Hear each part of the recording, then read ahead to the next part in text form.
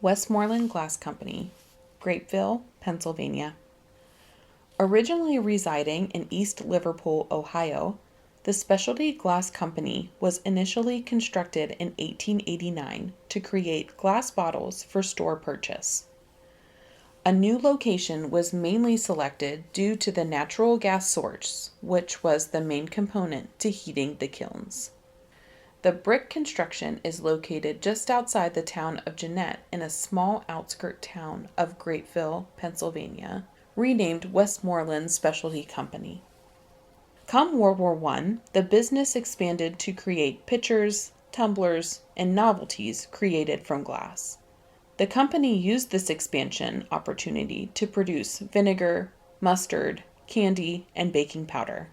This allowed for the construction of new structures when they built a mustard production facility and tin shop on the property. Following the war, they moved back into glass production, adding vases, light fixtures, doorknobs, and other containers in their production line. Their focus shifted to decorative glass and began to grow a new clientele and allowed for the expansion of a decorating department. During the 10 years from 1920 to 1930, the company focused on hand-decorated glass and was showcased with high quality, so much so that some pieces were donated and displayed to the Carnegie Museum in Pittsburgh. In the middle of that span, the company was renamed the Westmoreland Glass Company in 1924. By World War II, milk glasses with a flare were their main line and high-selling item sold to department stores nationwide.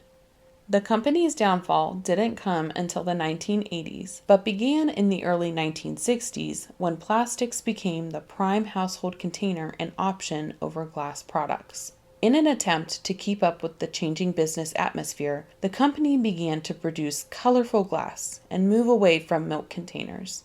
Unfortunately, this was not enough to keep the company afloat, and in 1984, the Westmoreland Glass Company filed for bankruptcy and was sold and turned into a storage facility.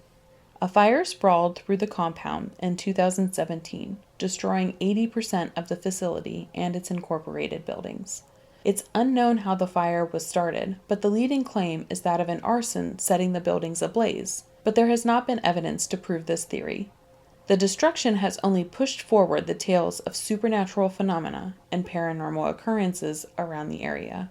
Even before the business closed, stories had been passed down about employees in full work overalls, gloves, and old flat caps walking down the nearby road toward the decrepit building as if they are returning to work. These apparitions are said to appear at night, shining bright and disappearing as quickly as they appear, as unsuspecting visitors slow down or swerve to avoid them, only to realize that there is no one there. Possibly a different worker uses the entire area as his eternal playground and crosses neighboring backyards, making residents' dogs bark ferociously at this unearthly entity heading back to his long-term eternal job.